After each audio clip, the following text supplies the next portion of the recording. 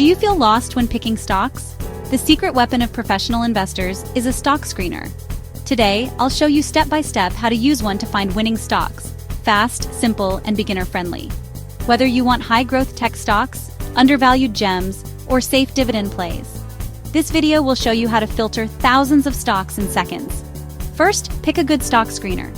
Free options like FinViz, TradingView, or Yahoo Finance work great. Paid tools give more features, but beginners can start with free ones. Now let's set up the filters. Here are the must-haves. Market cap. Choose large cap for safety, small cap for high risk/high reward plays. Sector. Focus on sectors you understand: tech, energy, pharma, etc. Price range. Filter out penny stocks unless you're into high-risk trades. PE ratio under 20 means the stock might be undervalued. Look for positive, consistent EPS growth for stronger companies. A lower debt-to-equity ratio is safer. Avoid companies drowning in debt. Now you'll see a short list of 5 to 10 stocks that fit your criteria. Don't buy immediately. Check charts, recent news, and earnings reports before making a move. That's it.